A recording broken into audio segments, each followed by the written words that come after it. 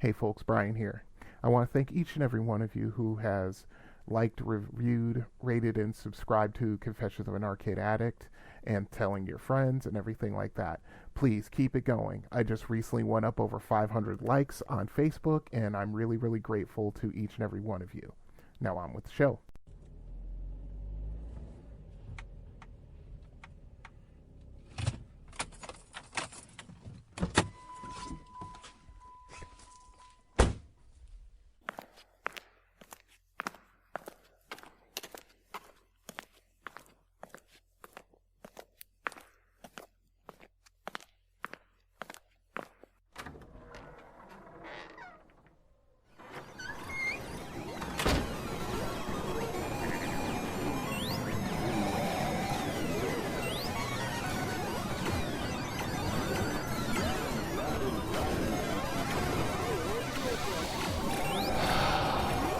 I'm home. Welcome to the Confessions of an Arcade Addict podcast, an introspective look at video gaming from the classic era to the modern day. Now here is your host, Brian.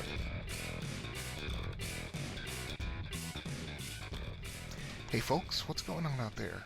Brian here, and this is episode number 29 of the Confessions of an Arcade Addict podcast. Let's see when last we left. In episode 28, which was recorded last month. Not much has changed. I have been working a lot of hours, so I haven't had as much opportunity to record. Full disclosure, I try to record once every 3 weeks or so, but with work doing what it's been doing for the last month, I haven't had the energy to sit down and record. Let's see, as far as gaming goes, let's see, I've been playing Elite Dangerous. I've been playing Nova Drift. I actually found out about Amazon Games, which is Amazon's attempt at doing what Steam does. And so far they have, I think they have an agreement with SNK because a lot of their games were up for download. And since I'm a Prime member, I get those games for free. I downloaded Akari Warriors. No, not Akari Warriors. It was SNK's 40th anniversary collection, and Akari Warriors was in it. So immediately I went right to that and started playing. Akari Warriors is going to be in Are You Experienced and also Time for Some Strategy. So stay tuned. That's coming. But yeah, I played that and I actually beat the game. I was very proud of myself. Now, full disclosure, the reason why I beat the game was because these games have a rewind feature now.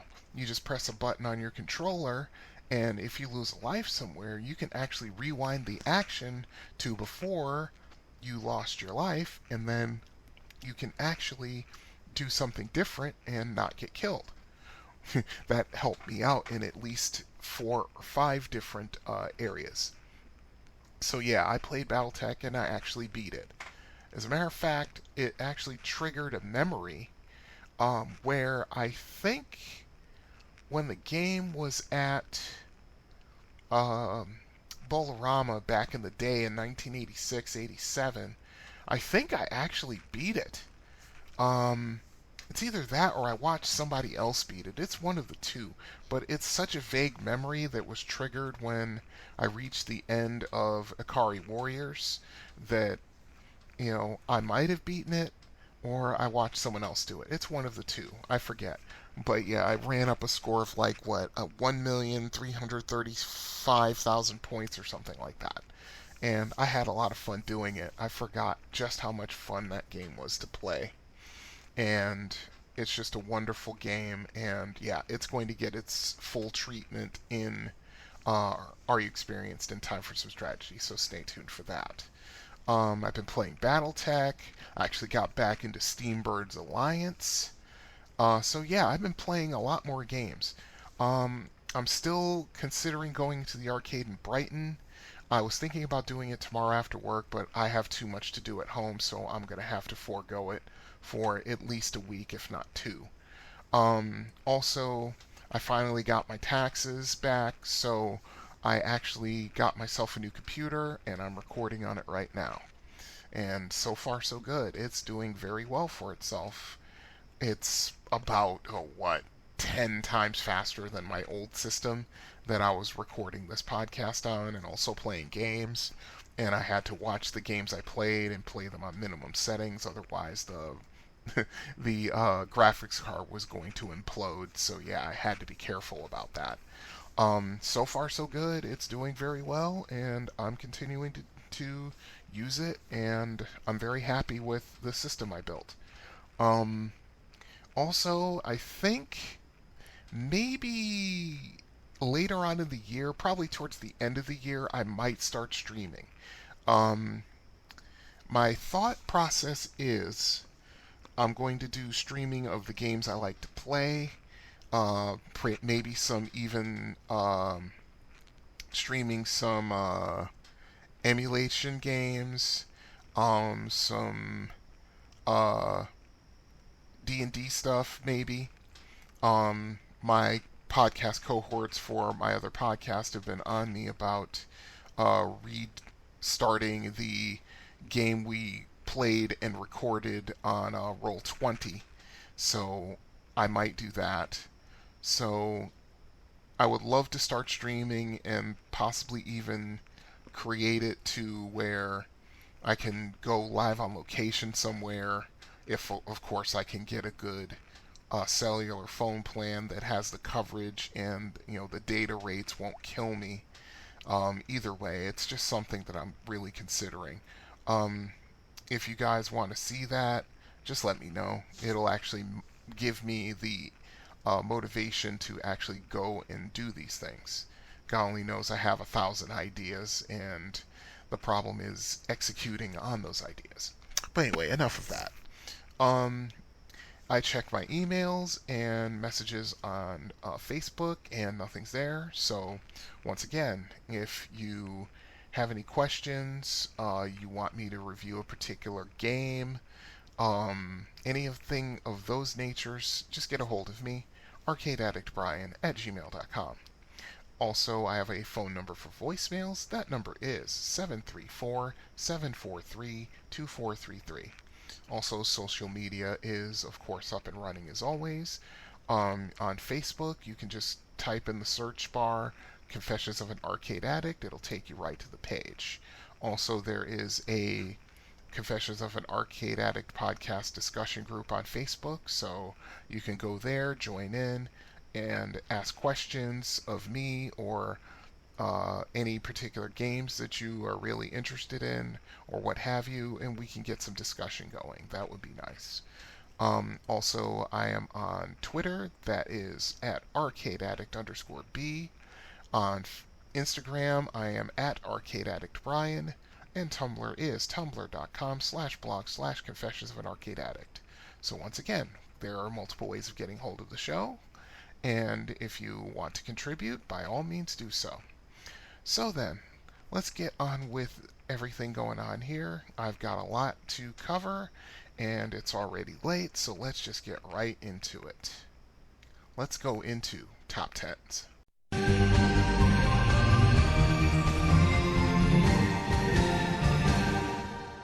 Top 10s. Arcade games of 1993. Okay, as I've already told in story time in rather deep detail, this was the year that I decided to move to Florida. I had already set all of the wheels in motion in, I want to say, the fall of 1992, going into the winter, and then 2 weeks before I was to get on a plane and fly down there, my grandfather passed away. That was a real difficult time for the family, but after all that was done, I stuck to my guns, to the, shall I say, disappointment of some people in my family, and I went down to Florida to start my life anew. Let's see. It took me a while to get things established. As a matter of fact, it took me almost 10 months to do so. Over the next 9+ months, I moved like 9 times, or yeah, 9 times in 9 months, and getting into living situations, and all of a sudden they fall through and things like that. And then I met my friend and former roommate in an arcade in Melbourne, like I said in story time. I move up to Orlando later on that year, and my roommate and I start going on arcade runs, and everything goes from there. I rediscovered my love for arcades back then, and it just kept going and going until arcades started closing in Orlando in the middle to late 90s, which was an unfortunate time. So yeah, once again, these are the games that I thought were the best ones in 1993. And no particular order, and so forth and so on. And of course, there are some honorable mentions. So let's get to it. Dungeons and Dragons Tower of Doom. Now, this was released in 1994, but it was created in 1993. I will give this a full. We'll give this the treatment, the Are You Experienced treatment in the next segment for this game. But let's just suffice it to say this was a wonderful game that fed two of the things that I was into most, or two of the three things I was into most. Let's be honest about that. Okay, Knuckle Bash. This was an interesting beat 'em up by Toa Plan. I only played it a few times, but it was kind of fun. Although there's one that I'll talk about later on in the game that was actually more fun. But this one was okay. It was sort of just like a straight takeoff of Final Fight, but it also had elements like the Test Your Might challenging stage in between stages, which was an interesting thing. It was a pretty decent beat 'em up, but there were better ones. But this one was actually kind of decent. Just there were better ones. Mortal Kombat 2. I mean, like I said, with its originator, what can I say about it? Now you have more characters to play. You have more gruesome fatalities, and it's just more of what made Mortal Kombat great. And now the actual gameplay's faster. The characters are a little bit better balanced, and the gameplay's fun. I mean, I wasn't huge into it, but every once in a while I'd play MK2, just for a change of pace. But like I said, I'm a Street Fighter guy, and you'll hear that later on in this segment. Okay, NBA Jam. This was another hit for Bally Midway. This was a massive hit. They got the license from the NBA, and so now, with the exception of, I think the only player at the time there was not in the game was Michael Jordan, because of course, being the ultimate superstar of the league, then he had separate licensing deals, separate from the NBA. So, a lot of games wanted to get him in their games, but they couldn't because it was way expensive. Michael did not sell his name or likeness cheaply. So yeah, NBA Jam is just a wonderful game. I talked about its predecessor several episodes ago, Arch Rivals. You could see the DNA for NBA Jam in Arch Rivals. But yeah, I love NBA Jam. It's one of my favorites. One of my favorite basketball games for sure. The Punisher. This is a beat 'em up by Capcom, where basically you are either the Punisher or Nick Fury, and you're trying to take down the Kingpin, if I'm not mistaken. And it's not a bad beat 'em up, but yeah, I just had all kinds of difficulties with this game because it was horrifically cheap at times. I mean, I have no problem saying that.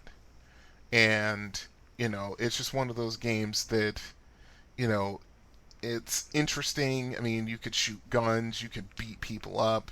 There were different things you could do with the game. I haven't played it in a while. The arcade in Brighton used to have it, but I think they rotated it off the floor. I played it a few times when I went there.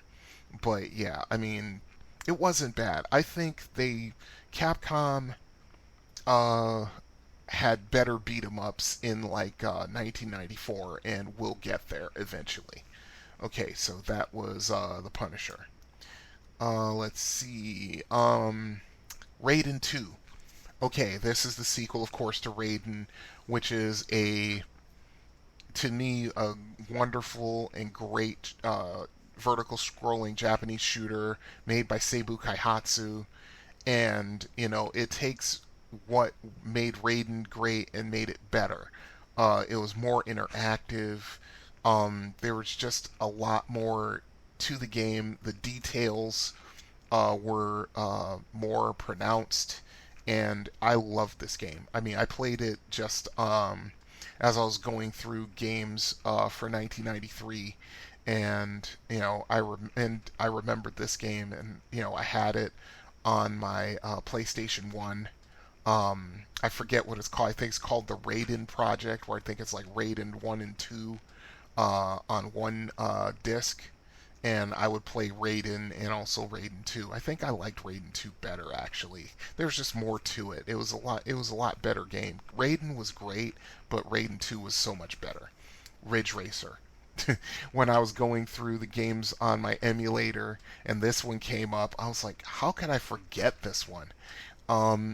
I played this game in several places in Orlando. Mostly arcade. I think like 3 arcades in Orlando. I want to say 3 had Ridge Racer in it, and it's a wonderful game.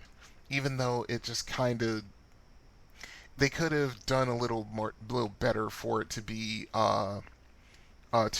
give it more continuity in it, because all you do is run one race, and you have your options of your um the track you want to run, and if you want manual transmission or not.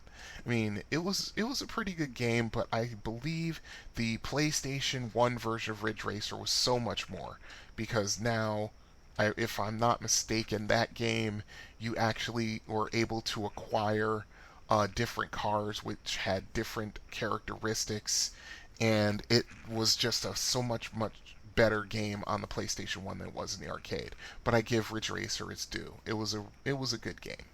Run and Gun. Okay, this is another game in the series of games by Konami. Um, when I found out that Konami made this, I was surprised and not surprised all at the same time.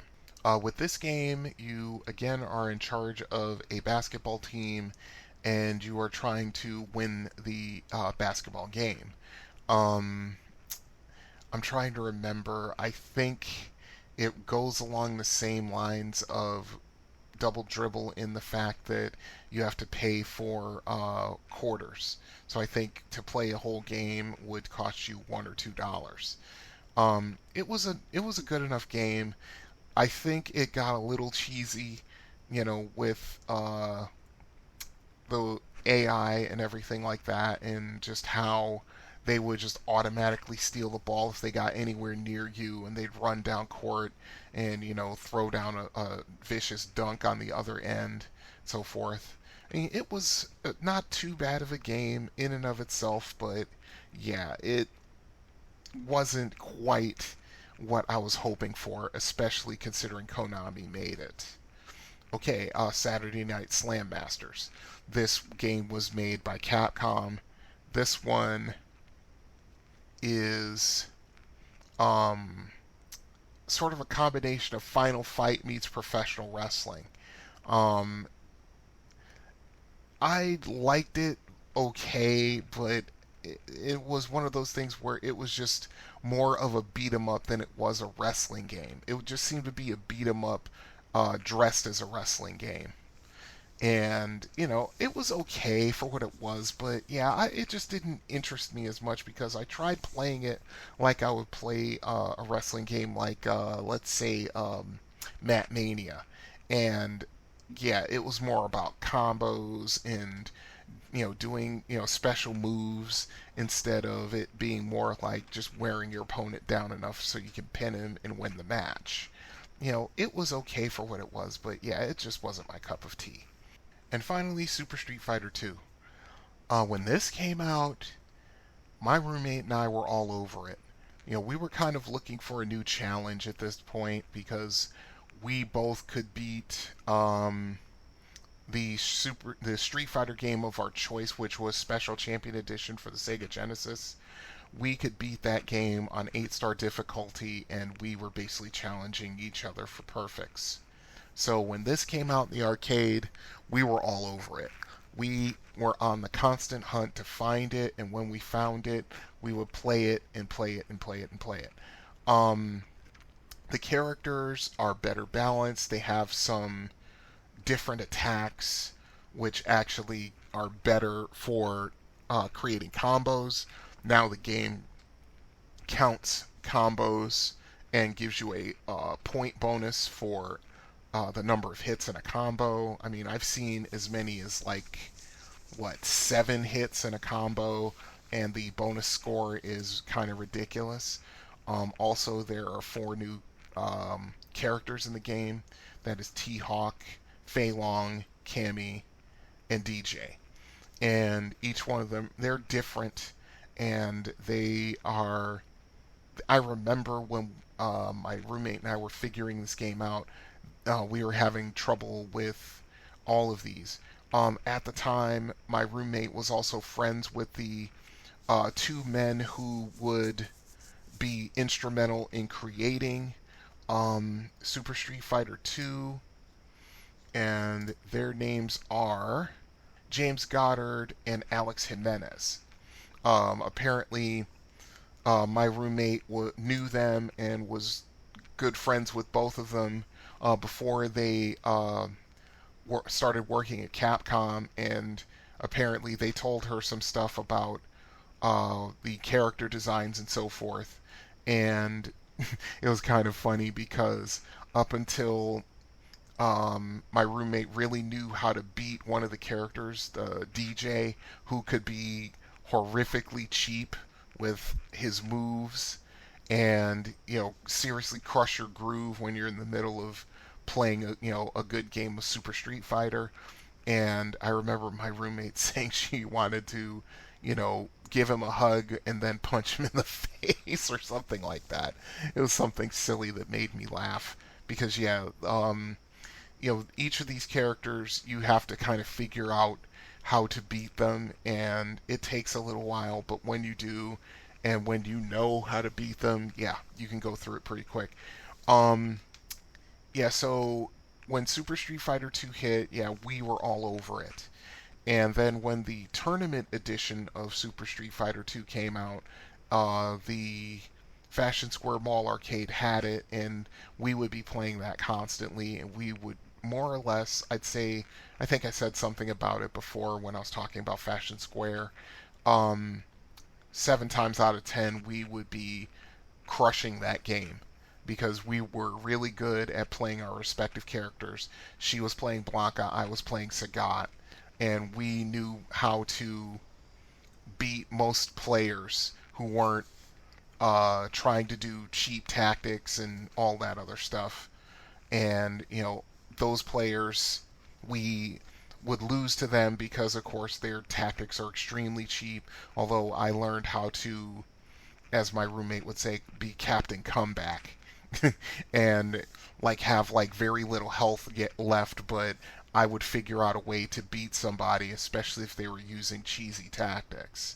So yeah, I mean, I think more than any other game, I think that's the game my roommate and I bonded over, Super Street Fighter 2.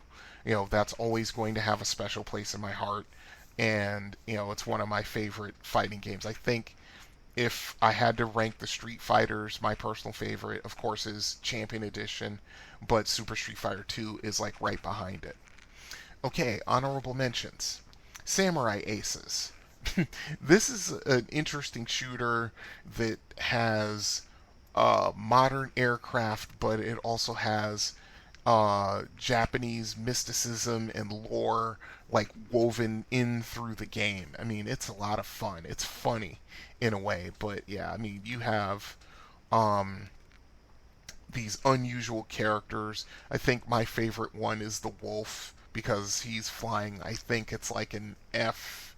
What was that experimental aircraft? It was a YF-19, I think. And of course, as you're powering up your weapons, you're instead of just shooting your guns, you're also throwing shurikens and other objects, and the aircraft and the ships you're up against have, like I said, this mystic bent to them, so it's a lot of fun to play. It really is. Power Instinct. This is a fighting game a la Street Fighter 2, although it has a lot of humor and absurdity to the game. I mention it here because it's not a bad game per se, but it's really, really silly.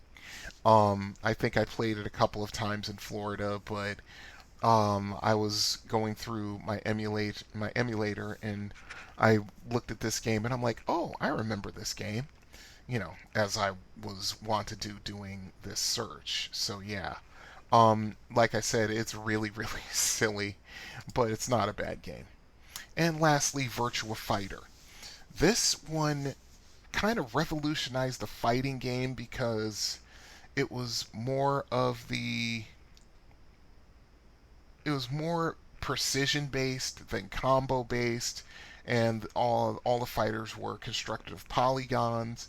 Sega really hit it out of the park with this game, and the game would only get better through its various iterations. Trying to think, I think this franchise went up to like Virtua Fighter 5, I think. Without looking it up on Wikipedia, I think they went up to 5.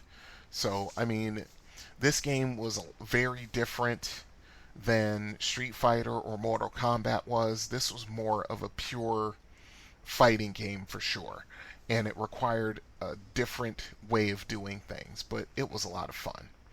So yeah, those are all of my top 10s with honorable mentions. If you have a game that you think was good that was made in 1993 and it's not on this list, hey, let me know. arcadeaddictbrian@gmail.com. And now, with all of that done, let's just move right on into Are You Experienced? I'm too old for this. Hiding in front seats like a teenager. Hobie, I think I'm getting too old for this stuff. I'm getting too old for this. Listen, you was born too old for this. I'm getting too old for this. I'm getting too old for this. Lying wet arse to my heather chasing other men's cattle. I'm getting too old for this sort of thing. Maybe we're getting too old for this. What do you think, huh? I'm not too old for this shit. I'm not too old for this shit. You will not. We're not too old for this shit. We're not too old for this shit. We're not too old for this. Say it like you believe. We're not too old for this shit. Yeah. We're not too old for this I'm not shit. gonna buy a hemorrhoid cushion. We're not too old for this shit. Are You Experienced? Dungeons & Dragons Tower of Doom. Oh, this game. I tell you what, when I saw this game, I was all about it. As you guys know, two of my biggest obsessions / interests are Dungeons & Dragons and role-playing games in general, and of course, arcade games. This was the perfect marriage of the two. Okay, reading from Wikipedia. Dungeons & Dragons Tower of Doom, published in 1994, is the first of 2 arcade games created by Capcom based on the Dungeons & Dragons tabletop role-playing game and set into the Mystara campaign setting. Oh, a little aside there. That's my favorite campaign setting too, so I mean this was hitting all the buttons for sure. It is a side-scrolling beat-em-up with some role-playing video game elements for 1 to 4 players. The game was also released on the Sega Saturn, packed with its sequel, Dungeons & Dragons Shadow over Mystara, which we will talk about, under the title Dungeons & Dragons Collection, although the Saturn version limited the gameplay to only 2 players. In 2013, both games were re-released for modern platforms as Dungeons & Dragons Chronicles of Mystara.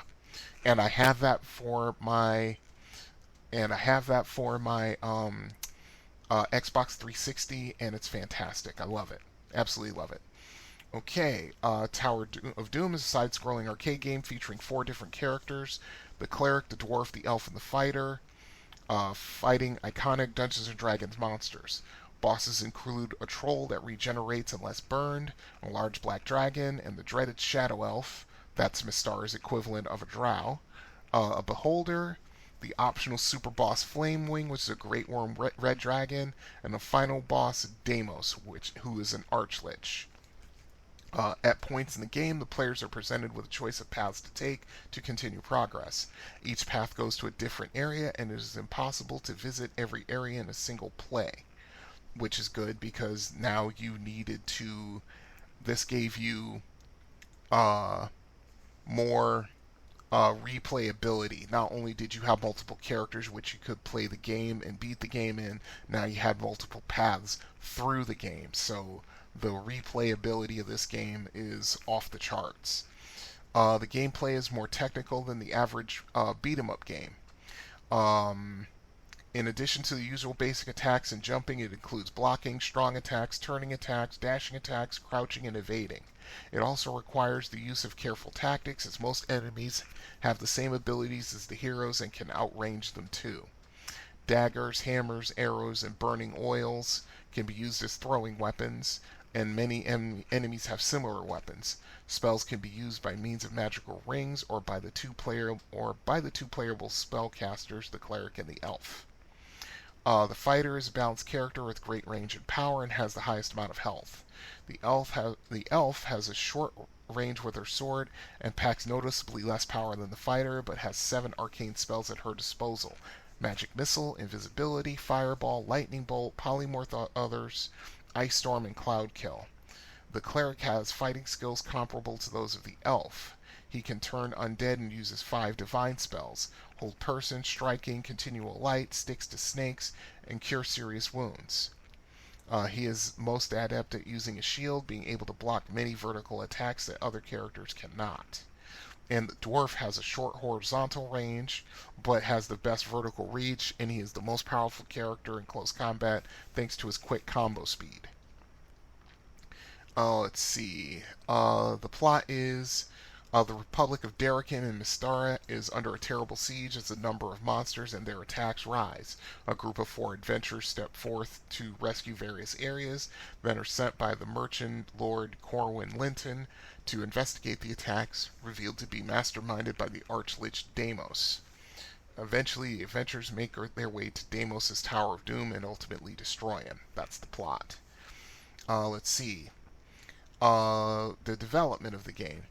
At the beginning of the 1990s, Capcom acquired the license to create D&D games. As part of the deal, they ported Eye of the Beholder to the Super Nintendo Entertainment System. The Japanese branch of Capcom were having difficulty getting TSR's approval for creating a D&D game, so they turned to Capcom USA to negotiate. Capcom and license holder TSR met in January of 1992 to discuss how the game should be approached. They decided to write the game story first and build the game around the story, which was a very good idea. The story in this game is almost as immersive as the gameplay itself. To continue, most of the staff at Capcom USA were not familiar with D&D rules and lore, so assistant James Goddard, one of my roommate's friends, turned to D&D enthusiast Alex Jimenez, another one of my roommate's friends, to come up with a concept and make it understandable to a Japanese audience, all the while testing the product. Some of Jimenez's inspirations for the beat-em-up style came from Golden Axe, while multiple paths were based on Thayer's Quest. There was debate between Capcom and SSI on whether to make the game Asian-themed or Western-themed, which Jimenez himself managed to resolve. Jimenez supplied concept art for the characters. One of his biggest difficulties was trying to help the Japanese developers grasp the D&D elements. All you had to do was have them watch Record of Lodoss War, honestly. To continue. Originally, the game was supposed to have 2 buttons in the arcade controls, but 2 more were needed to accommodate the inventory system. Smart move. Once the initial game design was complete, Jimenez translated it into an actual Dungeons & Dragons scenario and had his gamers group in San Jose play it with himself as game master. Capcom of Japan then revised the scenario design based on the players' reactions. This is how you design a D&D game, right here. There it is. That's the formula, right there. Let's see. Let's see. In Japan, Game Machine listed Dungeons & Dragons Tower of Doom on their March 1st, 1994 issue as being the second most successful table arcade unit of the year, outperforming titles like Raiden 2 and Fatal Fury Special. The game received rave review from GamePro, who commented, "The action is not as fast as it could be, but it's furious, smoothly controlled, and intuitive." They also praised the game's length, complexity, and non-linear nature and its faithful recreation of Dungeons & Dragons elements. According to GameSpy's Alan Roush, Dungeons & Dragons Tower of Doom was, quote, "equally good, though not as well remembered," unquote, as other, quote, Final Fight style beat-em-ups at the arcade like Teenage Mutant Ninja Turtles and The Simpsons. Rouch felt the combat was fun, had more depth than you might expect from such a simple game, and came loaded with secrets to find and treasures to swipe, and that after players beat the game's 7 levels, they found out that the game's ultimate bad guy was just the pawn of an even bigger bad guy, who, naturally, would have to wait for the sequel to show up. That, of course, is D&D Shadow over Mystara, which we will cover soon. Let's see. My experiences with this game. Okay, I cannot for the life of me remember which arcade in Orlando first got this game, but considering it was the perfect marriage between my two lifelong loves, arcade games and the Dungeons & Dragons RPG, I almost don't care. I was down for it the first moment that I heard Capcom was putting this game out, as I was loyal to Capcom because of their previous games like Street Fighter II, Knights of the Round, and games like that, so I was confident they could pull off creating the right world and attitude this game, and I was not disappointed. I so was not disappointed. This game is like a mini campaign from the moment you press start. They got the atmosphere so correct in this game down to people saying in reviews of the game that they were fighting over the gold pieces that the monsters dropped when killed. When I read that, I'm like, yeah, they got this perfectly right. The spell effects were awesome, even the little touches like having to light a troll's body on fire to kill it after reducing it to 0 hit points to keep it from regenerating, just made the game, the arcade game player and the D&D dungeon mastering me very, very happy. I bought in its sequel off of Xbox Live, and it's called Chronicles of Mystara. You can play it live up to 3 other people, and it's even more fun than the arcade game. This game is certainly one of my all-time favorites, without a doubt. And that's our experience for D&D Tower of Doom. We'll cover Shadow of Mystara, I think, in episode 30. So you won't have long to wait for my feelings on that one. That's for sure. Okay. So if you have your experiences with this game, by all means, get a hold of me. arcadeaddictbrian@gmail.com. So, from there, let's see where we're going to go next. We are going to do an arcade review.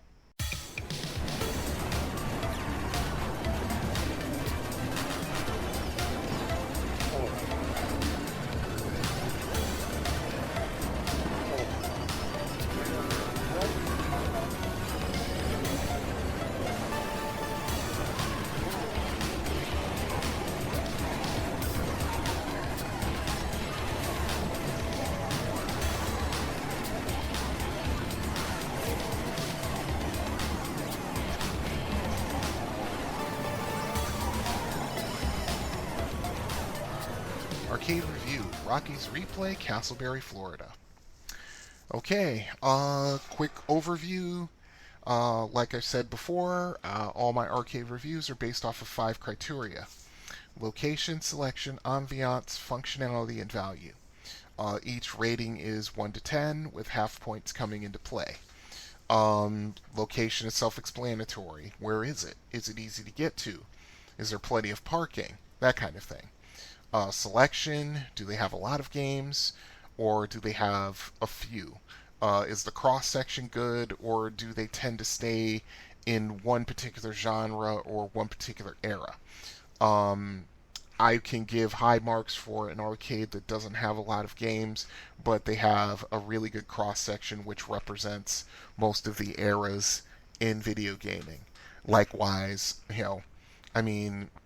so far the highest rating I've given is a 9. I'm probably going to end up giving some places a 10, as I visit them, galloping ghost, I'm looking right at you. But yeah, ambiance. Is there music playing? Are there other things around? Art, back glasses, things like that to draw the eye and to enhance the arcade experience. Things like that. Is the staff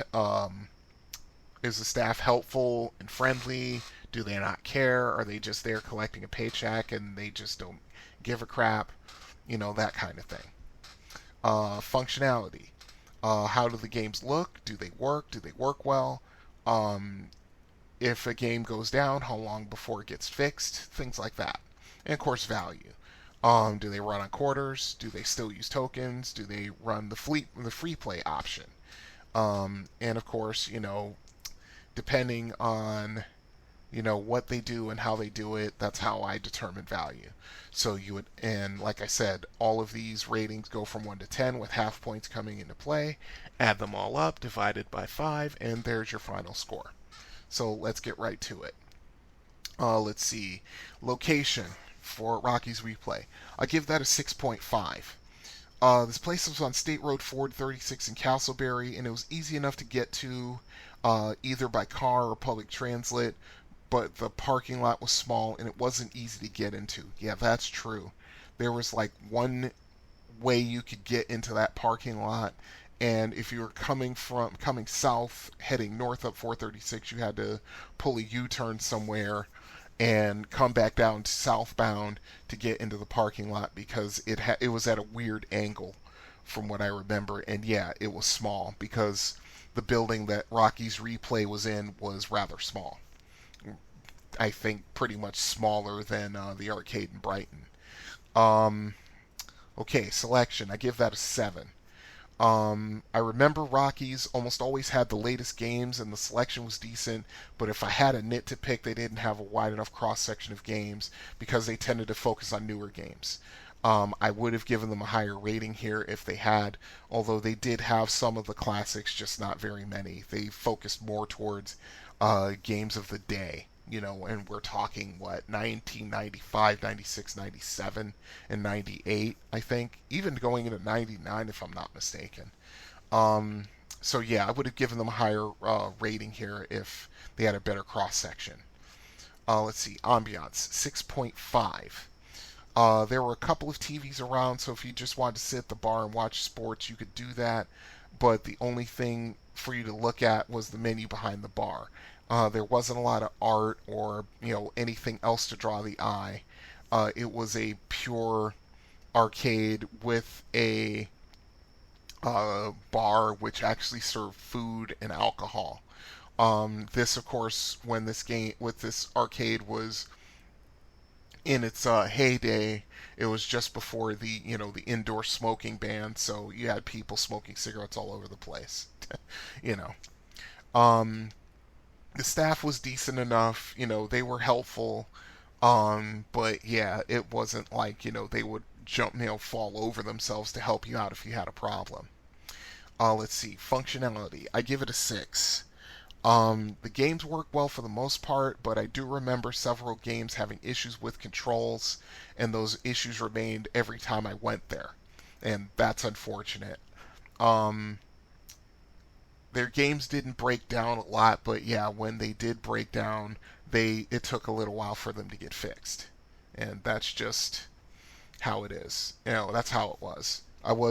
It didn't make me very happy because a couple of the games that broke down were games that I really was into, like Street Fighter Alpha 3 at the time, and so forth and so on. Value, 6.5. If I remember right, Rockies ran on quarters, which would give it an average score, but the rating gets elevated because the arcade had a definite adult-oriented bent to it. They had an 18-year-old or older. You could only access if you were 18 or older after 7 p.m. The bar, like I said, served alcohol and actually served food and ice cream. So, you actually got a little bit more for your money if that's what you were into. It just wasn't about the games. There were a couple other things that added to the value, so it gets a 6.5 there. You add all that together, average out by 5, and you get a 6.5 score, above average. The saga of Rockies was a bit of a sad one in that they were forced to shut down because the Florida Department of Transportation decided to do a major rebuild of State Road 436 in that area, and that forced out several homes and businesses. The place moved around several times before shutting down for good, I think in, 2002 or something like that. It was a good place to play games and have a drink or two if you were so inclined, and it was a nice place to go when a lot of the arcades in the Orlando area were shutting down. Yeah, I liked the ambience of the place. It was fun, but yeah, it had its issues even before it got shut down and moved around and so forth. But yeah, I like this place. I miss it. And little places like this, those are the arcades that are just as important as the ones in malls and the ones like on Disney property and stuff like that.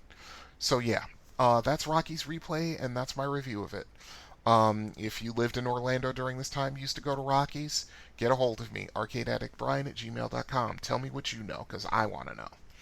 I want to know if what I said, and like I said, 99% of this stuff is off of memory, so my memory can be faulty. So if something's not right or something's incorrect, just let me know.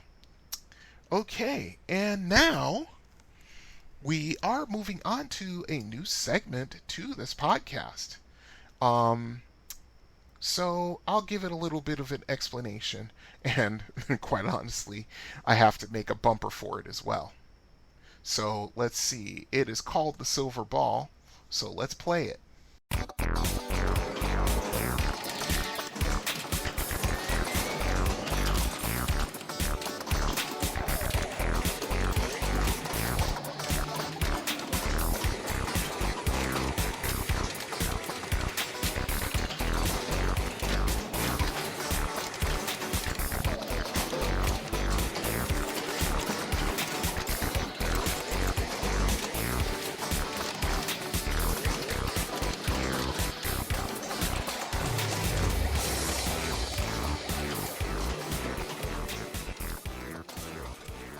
The Silver Ball, Matahari.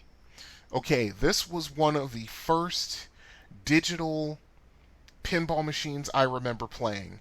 I know there are a couple more that came out before Matahari, but this is the one that sticks in my memory the most.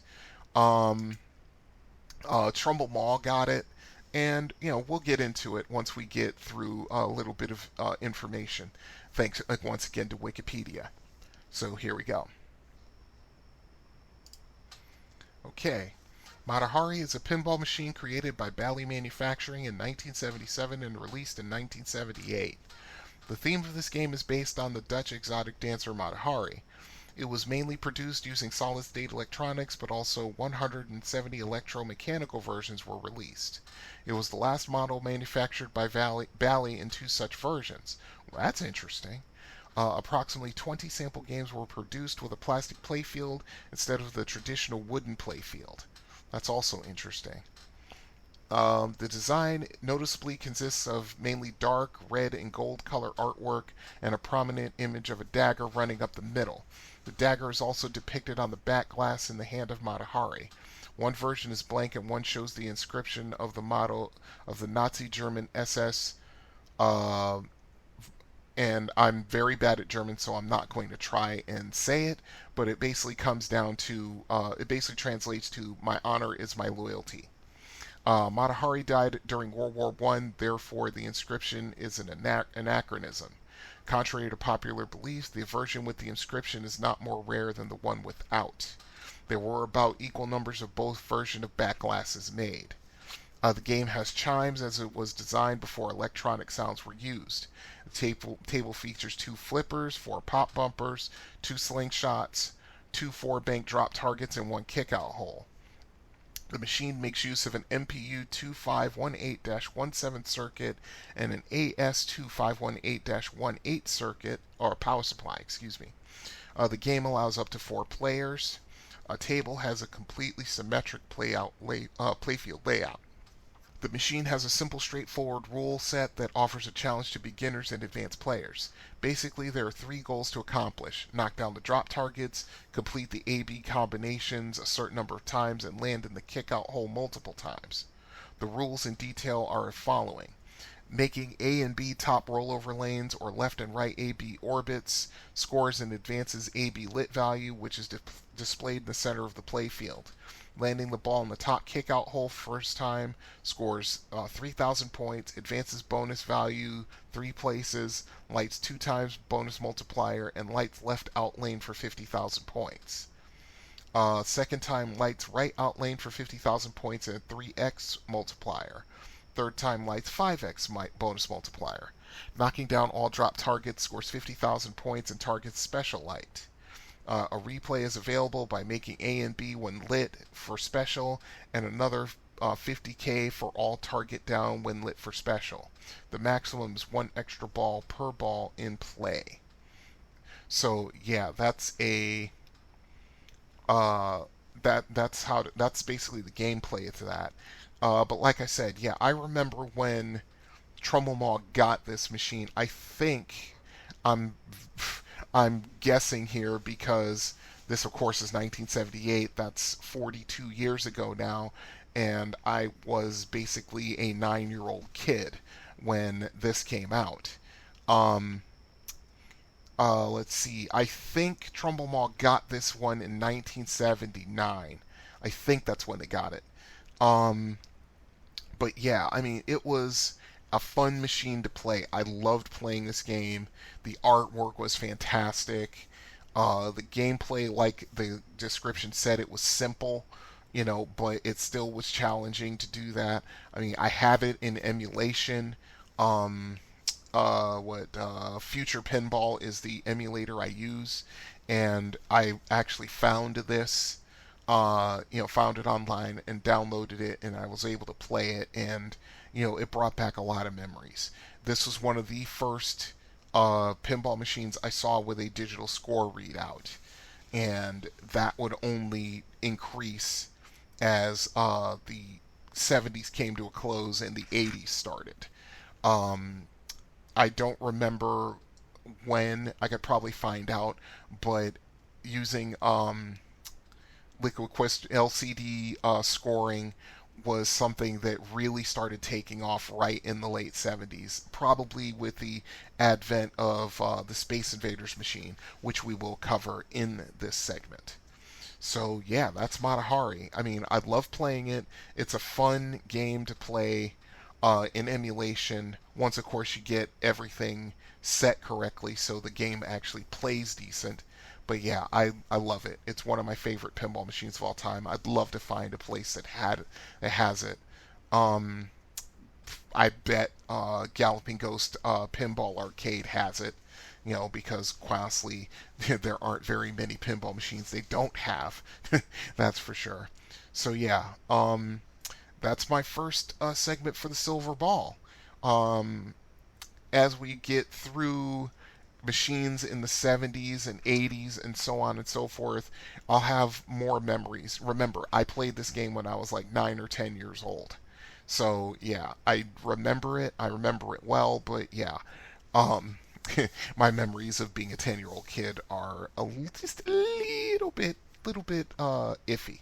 So yeah, if you have any suggestions, a pinball machine that you want me to cover, just understand that these are going to be classic pinball machines. I'm going to stop at a certain point. I'm not going to the modern ones because I can barely play the modern machines like by Stern, and things like that. And, there are machines in like the 90s that really frustrated me, and I'll probably get to them. But yeah, get a hold of me, arcadeaddictbrian@gmail.com. Okay, and that's episode 29 in a nutshell. So yeah, let me give you a little bit of a taste of what's to come in episode 30. Let's see. Oh, that's right. We have a top 10 for my favorite Atari 2600 games. Of course, like I said, we're going to cover Shadow over Mystara, and we are going to do home systems for probably one of my favorite one of my all-time favorite home video game systems. So stay tuned. I'll try and get this out quickly, and I'll get right to episode 30 soon. So this is Brian saying, have fun out there, good gaming, au revoir. This has been the Confessions of an Arcade Addict podcast. All music has been provided by Kevin MacLeod. You can find his music at incompetech.com. You can contact the show by email at arcadeaddictbrian@gmail.com, or you can call and leave a voicemail at 734-743-2433. Until next time, you have been listening to the Confessions of an Arcade Addict podcast. See you then.